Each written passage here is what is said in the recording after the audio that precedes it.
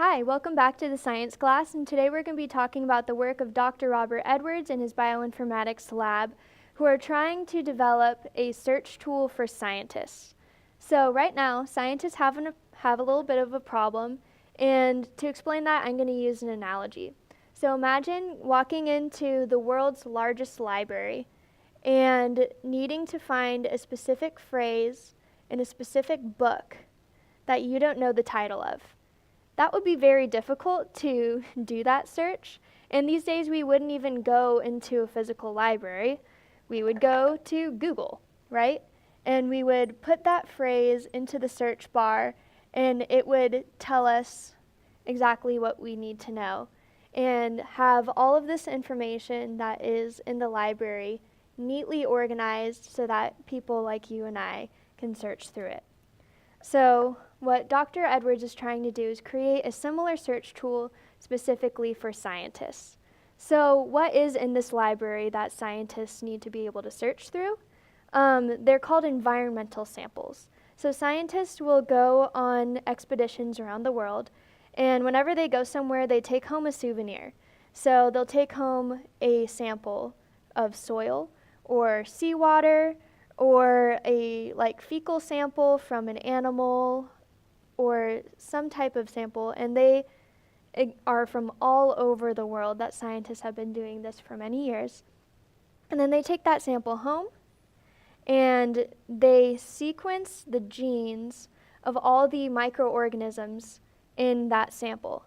So within each one of these samples that are from all over the world, from all different scientists, there are all these entire genomes that have been sequenced.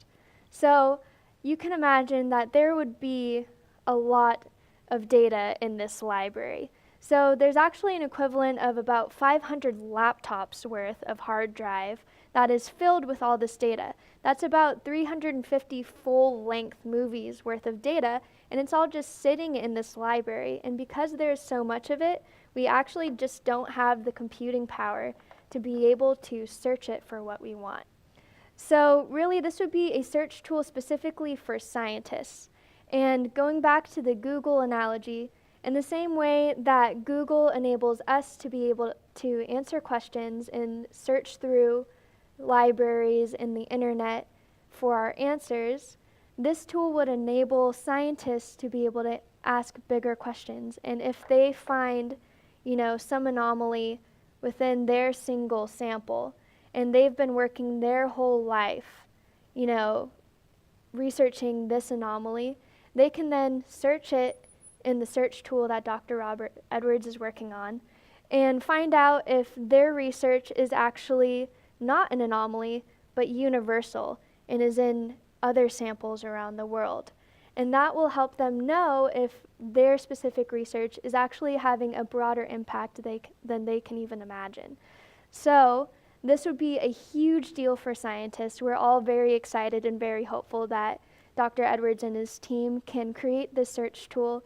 And just like Google has changed the lives of us and been able to allow us to learn a lot more and use all the information that is out there in the world, this tool would enable scientists to be able to learn a lot more and will be a huge deal in the entire scientific community.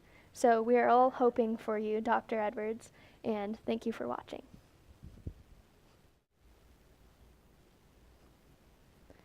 Thanks for watching another presentation here at the science class. If you want to know more about the research that you just heard about, check the video description below for a link to that lab's website.